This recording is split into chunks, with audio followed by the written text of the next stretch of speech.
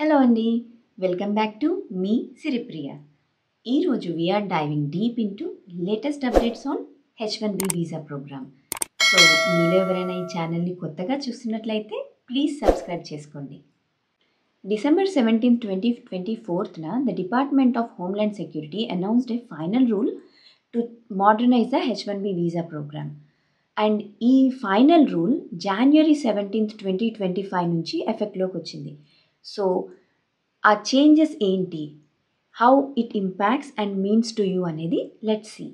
ఈ కొత్త రూల్స్ ఏవైతే మోడర్నైజ్ చేయడానికి ఇంప్లిమెంట్ చేశారో H1B వీసా ప్రోగ్రామ్కి, ఇవి బోత్ ఎంప్లాయర్స్ అండ్ ఫారెన్ వర్కర్స్ని ఇంపాక్ట్ చేసేలాగా ఉన్నాయన్నమాట. సో వాటిల్లో మేజర్ 8 మెయిన్ అప్డేట్స్ని ఎక్స్ప్లోర్ చేద్దాం ఈరోజు.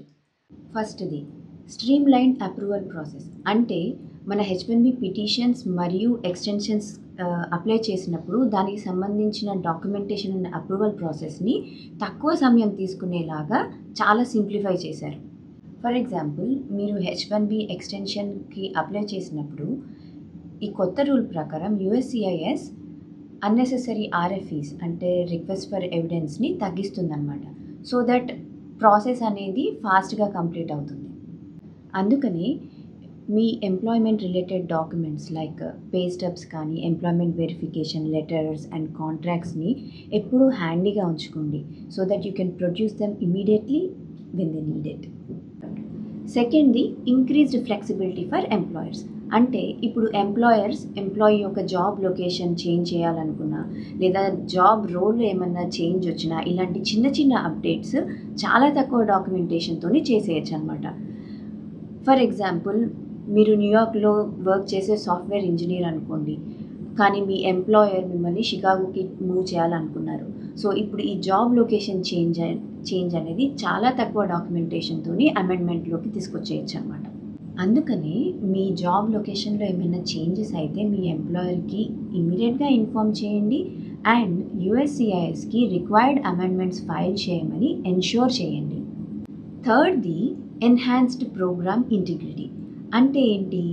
స్ట్రిక్టర్ కంప్లయన్స్ రూల్స్ మరియు ఫ్రీక్వెంట్ వర్క్ సైట్ ఇన్స్పెక్షన్స్. ఈ రెండింటి ద్వారా H1B ప్రోగ్రాంలో ఏమైనా ఫ్రాడ్ జరుగుతుంటే తగ్గించడం అనేది మెయిన్ ఎయిమ్ అన్నమాట ఈ రూల్కి. ఫర్ ఎగ్జాంపుల్, మీరు థర్డ్ పార్టీ క్లయింట్ సైట్లో IT కన్సల్టెంట్గా పనిచేస్తున్నప్పుడు USCIS all of a sudden site విజిట్కి వచ్చి మీరు H1B పిటిషన్లో ఇచ్చిన డీటెయిల్ ప్రకారం అదే రోల్లో చేస్తున్నారా అని వెరిఫై చేసుకునే ఛాన్సెస్ ఉన్నాయన్నమాట. సో మీ జాబ్ డిస్క్రిప్షన్ అండ్ USCISకి ఇచ్చిన డాక్యుమెంటేషన్ ఎప్పుడు మీ దగ్గర ఉంచుకోండి. సైట్ విజిట్స్లో మీరు మీ రోల్ గురించి కాన్ఫిడెంట్గా ఎక్స్ప్లెయిన్ చేయగలగాలి. ఫోర్త్ది extended protection for F1 students. అంటే F1 students who are awaiting H1B status వాళ్ళకి గ్యాప్ పీరియడ్ అనేది ఇంక్రీజ్ చేశారు. దానివల్ల అన్ఇంటరప్టెడ్ స్టేటస్ అనేది కంటిన్యూ అవుతుంది. ఫర్ ఎగ్జాంపుల్, మీ గ్యాప్ పీరియడ్ అనేది జూన్లో ఎండ్ అయినా కూడా మీ H1B స్టేటస్ ఏదైతే అక్టోబర్ 1కి స్టార్ట్ అవుతుందో అప్పటి వరకు మీ lawful status and work authorization అనేది కంటిన్యూ అవుతుంది. సో అందుకని మీ స్కూల్ సెవెస్ రికార్డ్ అప్డేట్ అయిందా లేదా అని always check and updated I-20 document మీ దగ్గర ఉంచుకోండి. ఫిఫ్త్ది డెఫరెన్స్ టు ప్రయర్ అప్రూవల్స్. అంటే పాస్ట్లో అప్రూవల్స్ని కన్సిడర్ చేస్తూ అదే ఎంప్లాయర్ అదే జాబ్ రోల్ కనుక మీ ఎక్స్టెన్షన్ని అప్లై చేస్తే USCIS ఆ ప్రాసెస్ని చాలా ఫాస్ట్గా కంప్లీట్ చేస్తుంది.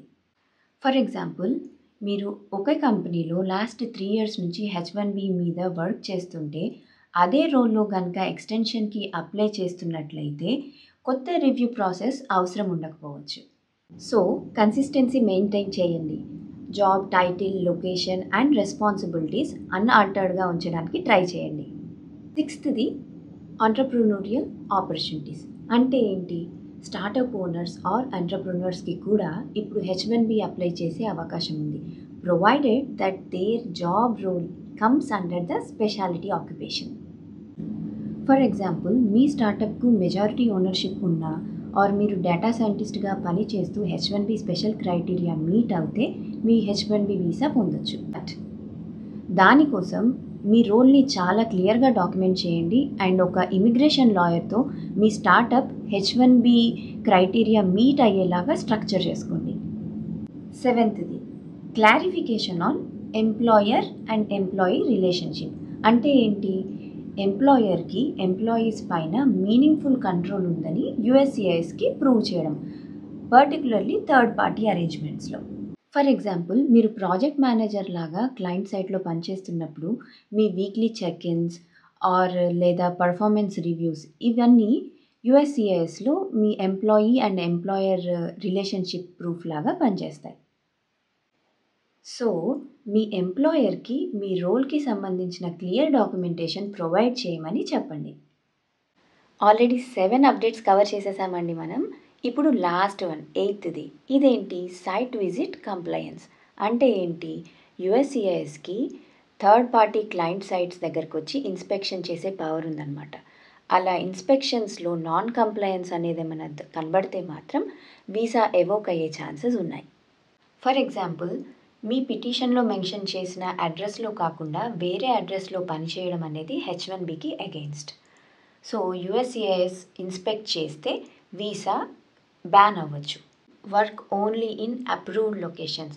ఒకవేళ మీరు రీలొకేషన్ ఏమైనా చేయాల్సి వస్తే మీ ఎంప్లాయర్కి ఇమ్మీడియట్గా ఇన్ఫామ్ చేయండి అండ్ దానికి సంబంధించిన అమెండ్మెంట్స్ని అప్లై చేయమని ఎన్ష్యూర్ చేయండి.